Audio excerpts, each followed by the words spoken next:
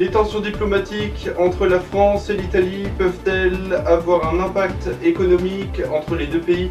Matteo Salvini et Christophe Castaner se sont entretenus. Plus de détails dans un instant.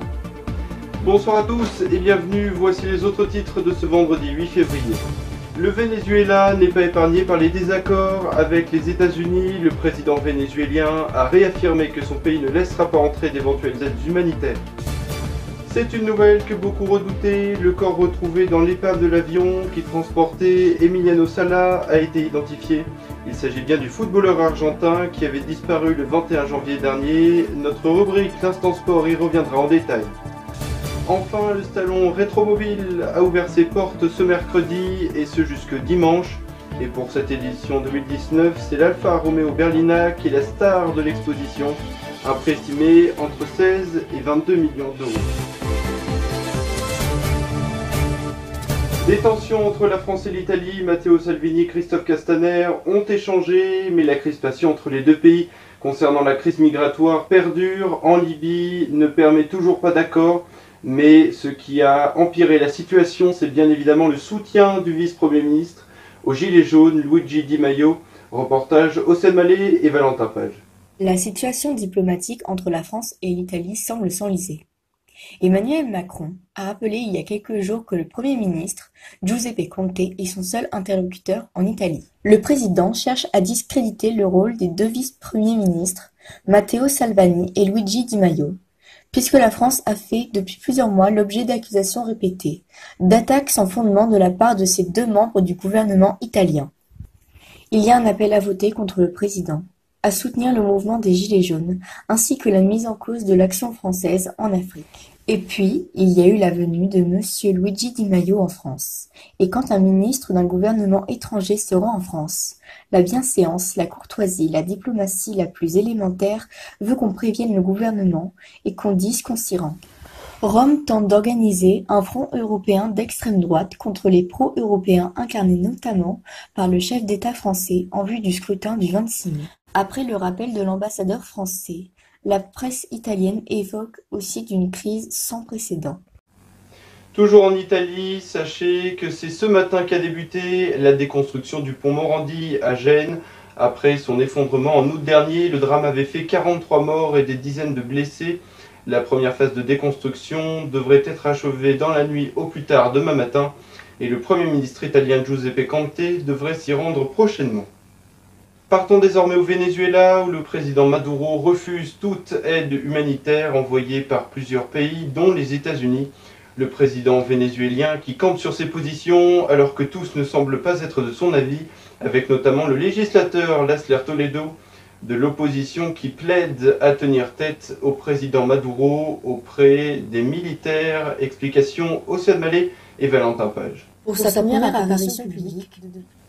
première apparition publique depuis son autoproclamation comme président en exercice, le jeune chef du Parlement a maintenu la pression contre le régime, appelant à une nouvelle grande mobilisation des opposants la semaine prochaine. Au même moment, le président en place, Nicolás Maduro, s'est dit prêt en conférence de presse à rencontrer l'opposant de 35 ans pour engager un dialogue national.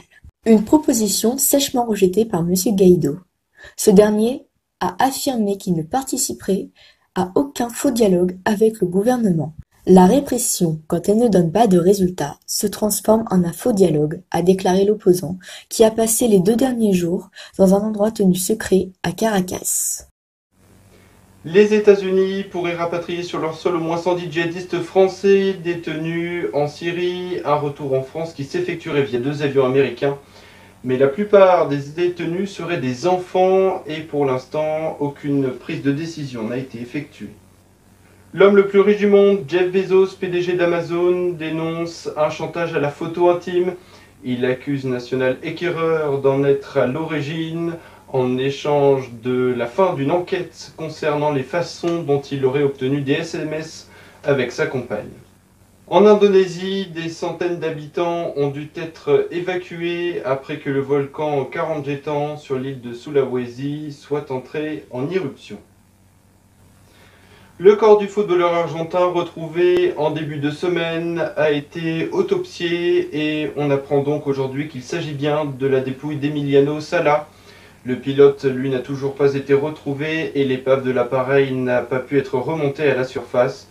Les hommages se poursuivent et se multiplient depuis la nouvelle. Retour sur cet instant sport exceptionnel proposé par Ethan Dodel et Alexis Terrien.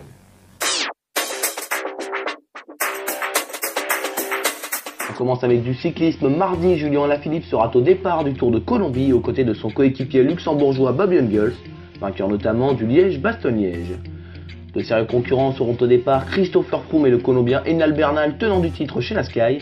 Attention également au Colombien Nairo Quintana de la Movistar et Rigoberto Urán des Lucas Youngsters. Rappelons que Julien Alaphilippe est en forme, déjà victorieux de 2 victoires d'étape sur le Tour de San Juan en Argentine, avec sa 2e place au classement général derrière le Colombien de la Movistar, Anacona Gomez.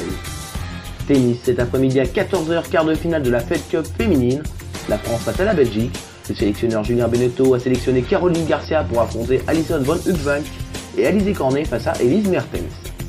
En ce moment a lieu le tournoi ATP de Montpellier avec les demi-finales qui opposeront le Français Pierre Hugerbert face au Tchèque Tomas Berdych et Joe Wilfried Tsonga face au Moldave Radu Albot.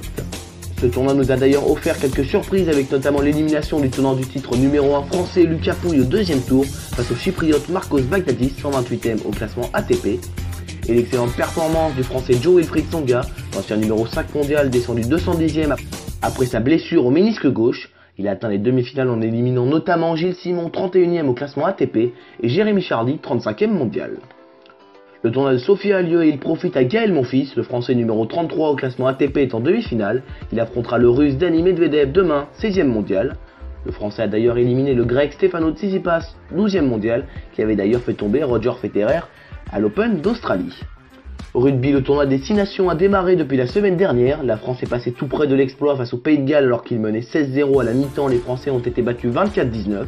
Ils affronteront demain l'Angleterre, leader, à 16h. En Ligue des Champions de handball, le PSG s'est imposé jeudi soir à Nantes 35-31. Le PSG reste leader du groupe. Football, cette semaine a eu lieu la Coupe de France. Le petit poussé Villefranche-Beaujolais a livré une très belle prestation face au PSG. Ils ont réussi à tenir jusqu'aux prolongations pour ensuite sombrer 3-0. Lyon s'est qualifié jeudi soir face à Guingamp 2-1 et Rennes a sorti Lille 2-1. En Ligue 1 hier soir, l'OM a réussi à battre Dijon à l'extérieur 2-1 grâce à sa nouvelle star Mario Balotelli. Le PSG affronte Bordeaux cet après-midi à domicile, le coup d'envoi est à 15h. Jour du choc face à Manchester United en Ligue des Champions, le PSG doit se rassurer. Deux infosports tragiques, d'abord un drame survenu au Brésil puisqu'un incendie de grande ampleur s'est déclaré hier matin au centre d'entraînement du club de foot de Flamengo. Malgré que le feu pût été maîtrisé par les pompiers, le bilan est de 10 morts et 3 blessés graves. Et le lundi 21 janvier 2019, nous apprenions qu'un avion transportant l'ex-attaquant argentin du FC Nantes Emiliano Sala de France au Pays de Galles a perdu le contact avec le contrôle aérien vers 20h. Je vous rappelle qu'Emiliano Sala s'était engagé avec Cardiff pour 25 millions d'euros durant le mercato d'hiver. Emiliano Sala et le pilote auraient dû atterrir aux alentours de 21h au Pays de Galles, mais ils ne sont jamais arrivés à destination. Évidemment, c'est difficile de trouver les mots justes dans ce genre de situation. L'Argentin était à Nantes lundi pour dire au revoir à ses anciens coéquipiers. Il a ensuite pris place à bord d'un petit avion, un Pepper Malibu plus précisément. Puis à 20h, le contact de son avion a été perdu avec le contrôle aérien. C'est à 20h23 que les gardes de côte de Guernesey ont été alertés. 2 hélicoptères ainsi que des embarcations de sauvetage ont été mobilisés, mais leurs recherches n'ont rien donné. Suite à cet échec, la police de Guernesey a annoncé la fin des recherches le jeudi 24 janvier. De nombreux hommages ont été rendus aux joueurs, des tweets de ses proches, une chanson, des mobilisations ou encore ce match de Ligue 1 où Nantes affrontait Saint-Etienne à la Beaujoire avec un hommage magnifique. D'être ici avec vous, ça me fait énormément plaisir et j'ai hâte de commencer les entraînements, de retrouver les nouveaux coéquipiers et se mettre au travail. Cardiff était donc une nouvelle étape dans la carrière d'Emiliano Sala qui réalisait la saison la plus prolifique de sa carrière, avec 12 buts en 19 matchs disputés à Nantes, où l'avant-centre avait évolué depuis 3 ans et demi. Avant cela, il aura joué à Niort, Caen ou encore Bordeaux. Toute l'équipe d'AR1 se joint à moi pour transmettre nos pensées à la famille et aux proches d'Emiliano Sala. Nous sommes de tout cœur avec vous et nous partageons votre peine. Ainsi s'achève cet Actu Sport. Merci à tous de l'avoir suivi. Auteur de 733 matchs et ses 48 buts avec les couleurs du FC Nantes.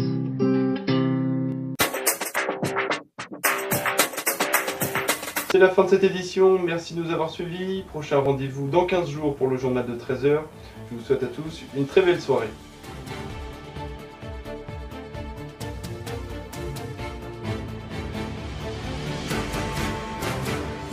Retrouvez toutes vos infos et en replay sur AR1.